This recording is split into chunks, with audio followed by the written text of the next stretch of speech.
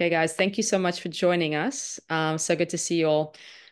We had a big presentation, thanks to Ashton, prepared, but we realized there was so much information that we decided to pare it down.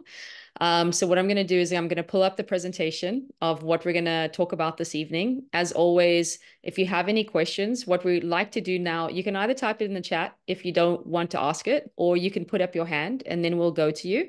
And then the same goes for the coaches. If you guys want to weigh in on the topic, I'll be looking for hands and then you can jump on and weigh in. So I'm going to read over what we're going to be covering tonight so you guys can prepare your questions. It's a common things that we often get asked from our athletes and thought it would be good for a lot of you to hear. So we're just talking about endurance training and equipment, latest trends. We actually decided to pare it down to equipment. And so these are the topics we're going to talk about this evening. We have a past Garmin worker with us today, so he can answer all your Garmin questions. But we're going to talk about just the different GPS watches, what's out there, kind of your comparison between Garmin and Chorus, the two, I guess, biggest names that we see that people are using, and why you'd want to consider one or the other. And then what are the key factors to track on your watches for the swim, bike, and run? What are the things that we're looking for to give you feedback on, and really great for you to be aware of, so you're having full understanding of your training and progression. What are your factors not to track? I think I get this question like every single day. Do I go with my adjusted FTP? Is my VO2 max score correct? We're going to jump in and talk about that. And then I know a lot of you are tracking your sleep and recovery with the Aura Ring and Whoop. Some of you are curious to do so, especially over the holidays, which is a great time to do so with life and work stress and holiday stress. And then we'll talk a little bit about form goggles and then the Stride power-based running data. Parker, did you use Stride there for a while, right? Yeah, I used to use it actually before I joined NVDM for a bit, and now I still use it to this day, but I just use it as a foot pod on the treadmill, so my graphs look pretty and I get accurate pace data, but I Okay. don't really use it for the actual power data, so to say. I think it could be, I can talk more about this later, but I think it could be useful for more hilly courses, but Yeah. for the Ironman races, I haven't found too much use for it. Okay, very good. Well, I definitely do want to touch on that because that's a common question that I do get asked. So I'm going to stop sharing this so we can have a discussion and some interaction. But if you want to kick us off, Parker, if you want to speak to, I'm going to stop share there. If you want to speak to Garmin watches and the various watches out there, we get asked that a lot of people wanting to look to upgrade and what you've kind of seen is the best for an endurance athlete. And then I know some of the other coaches, I know Chris, I think you use a Chorus watch. And so an understanding, you've probably used both. And so an understanding what the difference is between the two. So Parker, if you want to kick us off. Yeah, definitely. So I worked, quick introduction, I think. I worked at Garmin. I was a software engineer on their outdoor wearables, and the outdoor wearables watches consisted of the Phoenix and the Epix line of watches. So I specifically worked on the Phoenix X, the Phoenix 6, and Phoenix 7 watches. Now, the Forerunners, which I would say are probably more popular and the ones I would actually recommend most athletes to get, those were actually produced and worked on in the fitness department. So there is a bit of a difference, but the UI is relatively similar between the two lines of watches. But as I mentioned, I usually recommend athletes to go with the Forerunner line of watches just because they are cheaper and they get most of what you need, pretty much everything what you need. So the Forerunner 265, that's kind of like the base, I would say, entry model for a triathlete if you're looking for a triathlon. If you are just looking for a basic running watch, then I think they even have like a Forerunner, like maybe the 65, which is kind of even like a simpler version. That could be something to look into. But in terms of triathlon watches, definitely looking into the Forerunner 265, and the next step up would be the 965. Those are the latest models. Obviously, you have I think the 55 line, so the 255 and the 955. Those would be the previous year, and those are great watches as well. The one, I guess, downside with going with an older model is that if new features do come out, like software features, then those only usually get rolled down to the newest model. So like if a new watch were to come out with new software features, then the previous model may get it, but like the 2 years old wouldn't get it. So that's kind of the downside to that.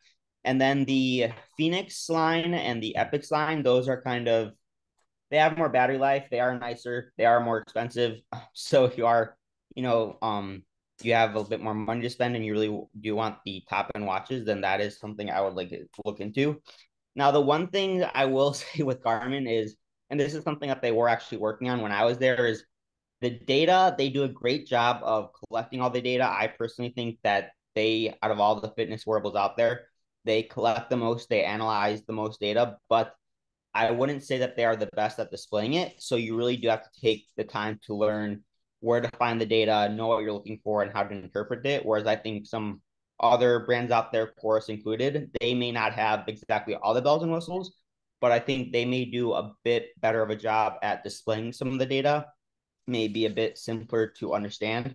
So if you just want something, they can strap on and go, don't really have to worry about it, then the Coros may be something to look into. But that's just kind of a quick rundown of Garmin watches.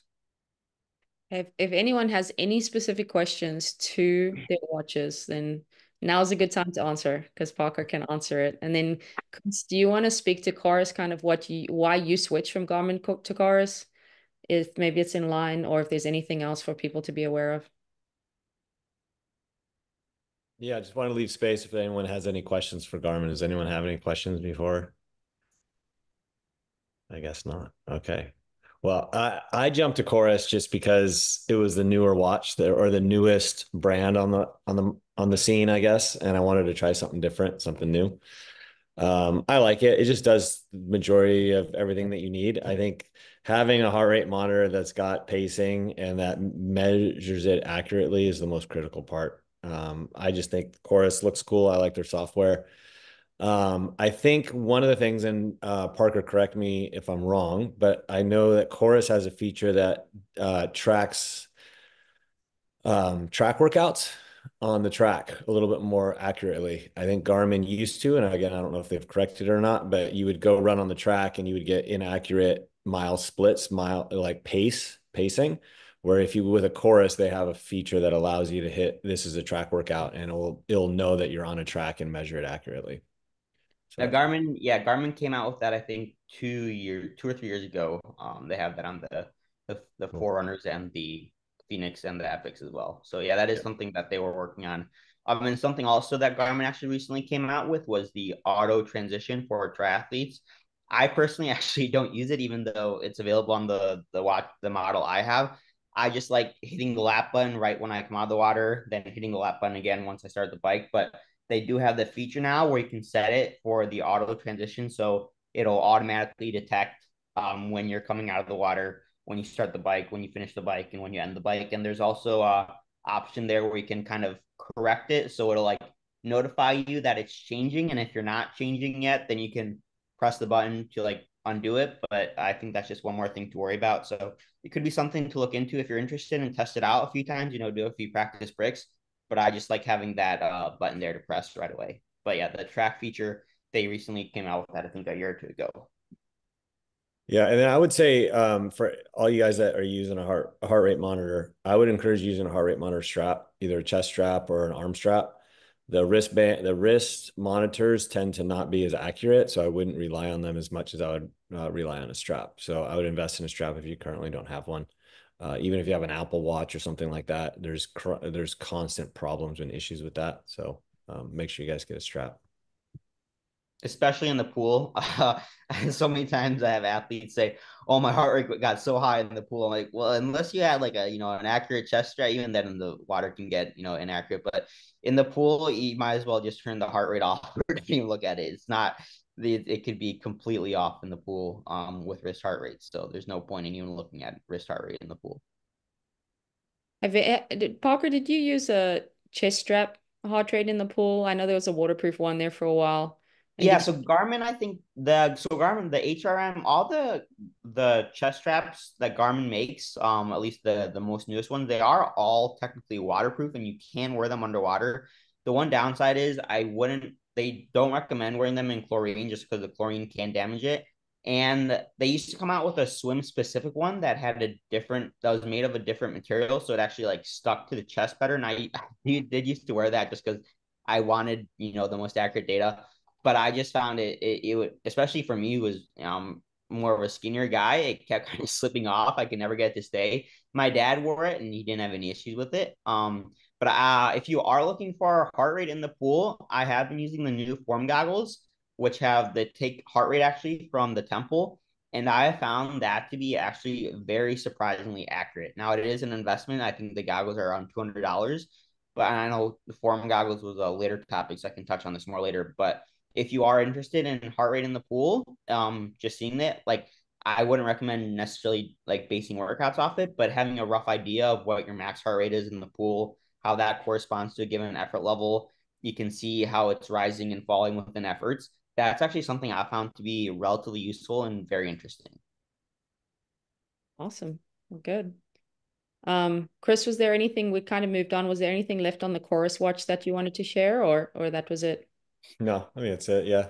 Yeah. Yeah, for those who didn't hear, because I get this question all the time, when you're running on the track, your Garmin's not accurate. You do want to rather go by your splits at the 200, 400 mark and not actually go off your pacing. And so you need to take that into account when you're looking at your data after the fact, unless it's the Chorus watch that has the track feature, and unless it's the new Garmin that you put it on the track.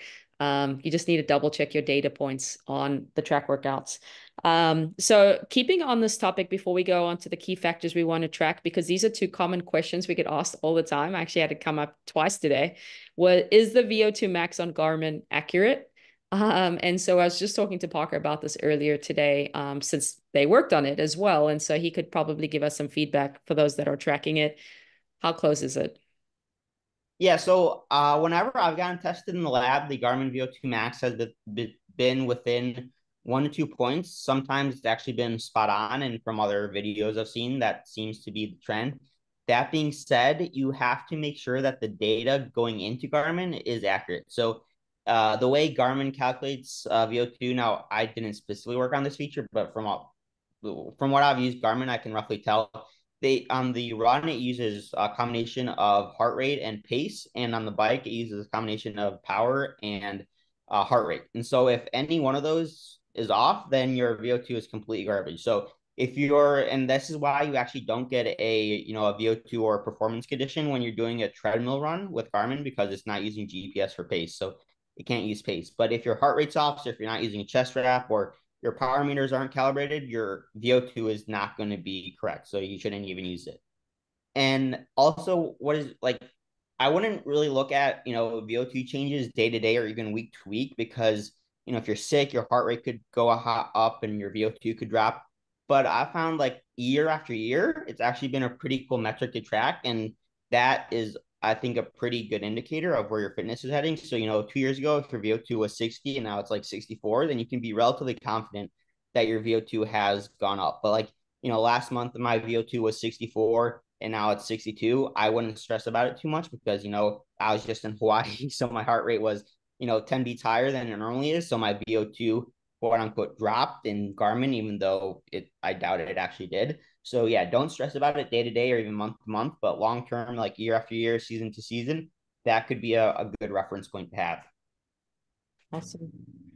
Does anyone else want to weigh in on that or ask a question? Okay. You did touch on something, Parker, and you're on a roll, by the way, so I'm going to keep you talking about it. Performance condition. It comes Yeah. up, and no one knows what is the performance condition, and is that something they should be looking at? What is that that condition that comes up on your watch, into your bike, into your run, and so people can look for it.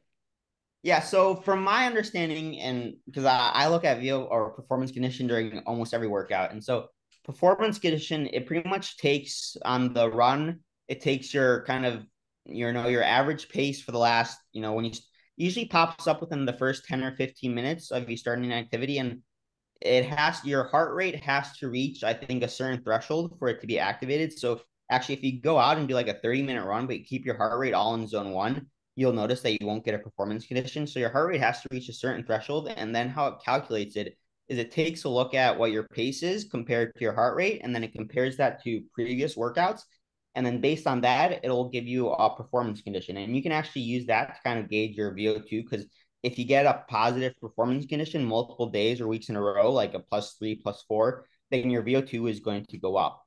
And so it's interesting because I found that sometimes I'll almost correlate this to decoupling, I think in Training Peaks it's called. So for example, if over the course of the workout, your pace is getting faster, but your heart rate is getting higher, but not at the same rate. So it's increasing, but only just a little bit, or even actually slightly decreasing, then your performance condition will go up. And that will also show up in Training Peaks as decoupling. And so that's just something interesting to see. If you warm up, you're not feeling as good and you get a negative performance condition, but you keep riding. And usually I find that sometimes at the higher speeds, the higher powers, the performance condition will actually start to become more positive. That can just be like your body's warming up, your heart rate's actually a little bit lower at the top end speeds where maybe you had like coffee or you didn't sleep well. So right when you started, your heart rate was sky high. So I think it's cool to look at, but also don't write a workout off right away if you see like a -5.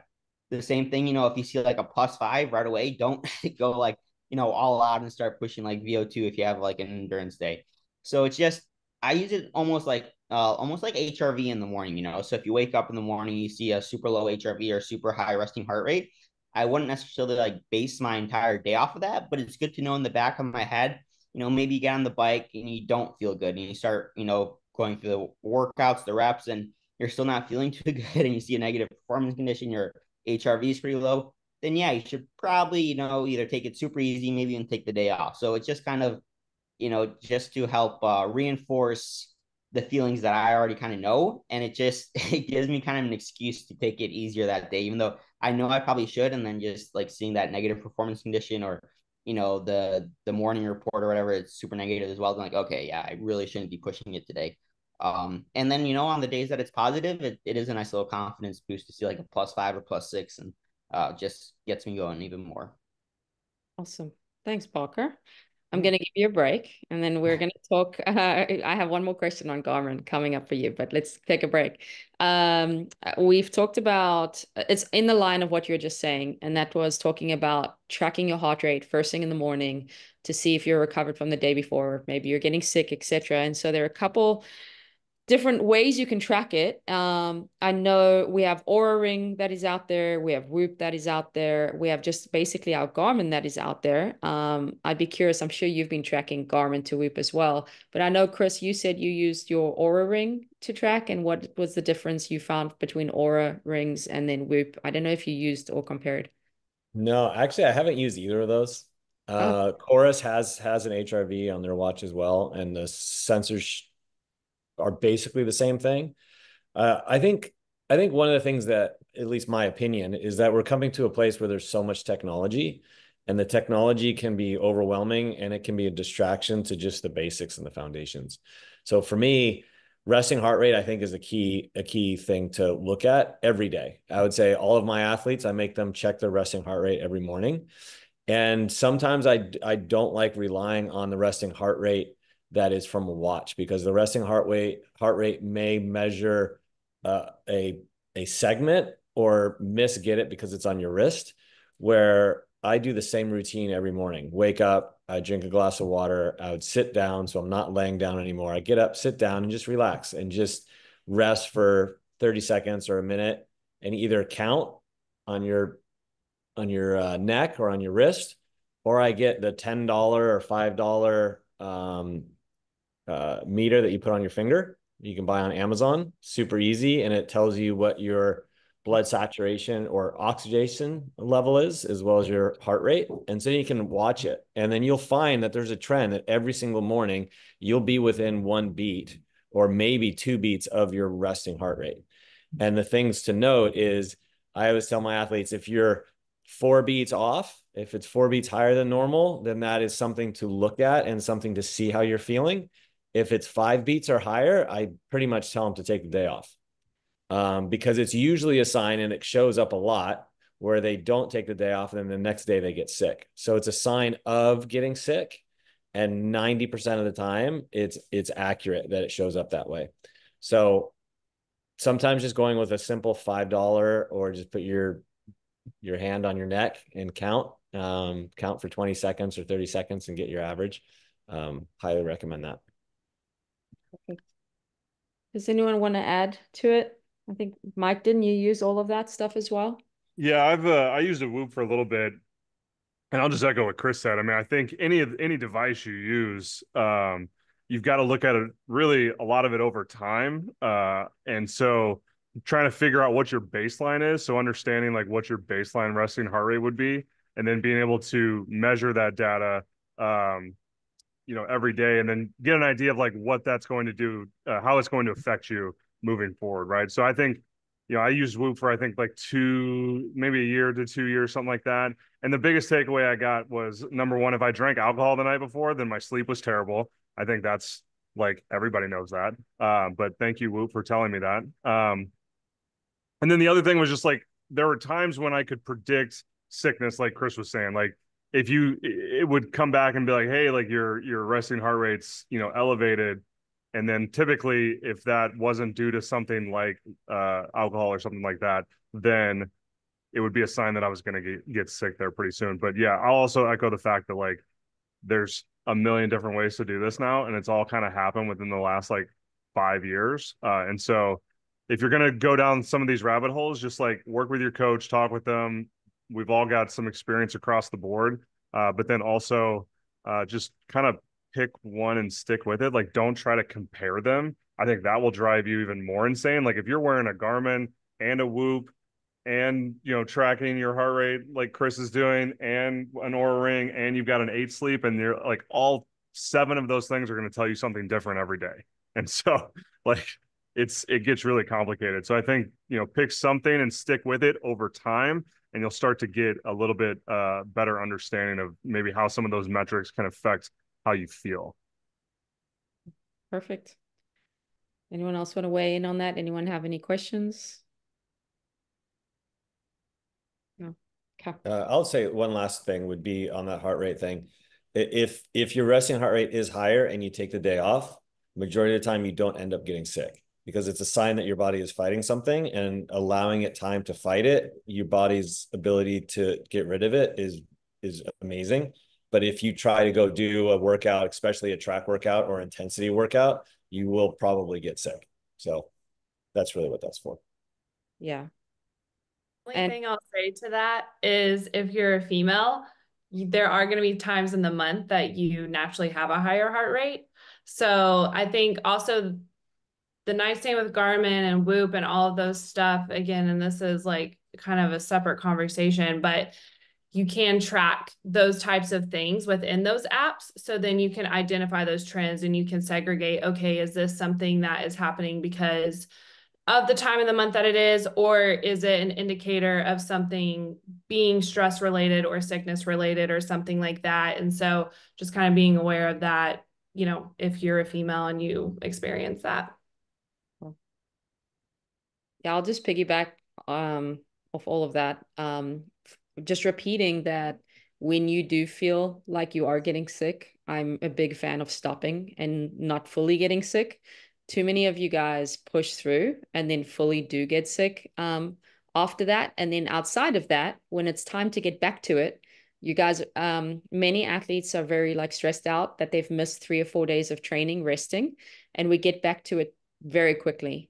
And you really have to be honest with yourself. And so if you do communicate with your coach, I think what commonly happens is someone won't tell me that they're getting sick. And so we won't back off. They'll try to push through.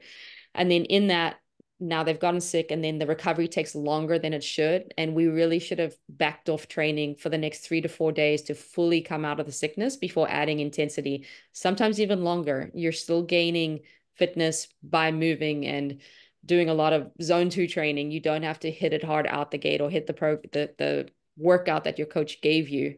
And then just, I'm looking at 3 people right now that I know we just went through this. Ellie, you're one of them. So just reiterate for everyone else. Okay, moving on. I want to talk about form goggles. So we're talking about just key factors to track on swim, bike, and run.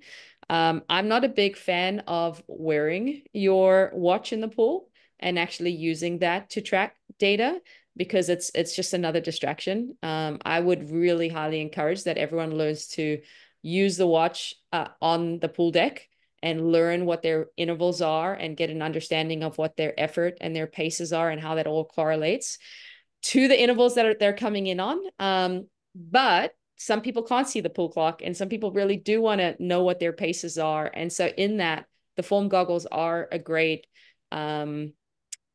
solution for that, where it can give you some good data as long as it's not distracting from you. And so, Parker, you wear your foam goggles every day. I'm going to turn it back to you. Tell us what you look at, where you find the benefit, and then others can then consider if that's something that they need for their swim workouts. Yeah, so definitely the form goggles, they really do have lots of features that I'm sure they've recently come out with new technique features as well, such as like head tilt and head pitch, which I've messed around with a little bit, and I actually do think could be pretty useful, but I just never honestly had the patience to use them more often.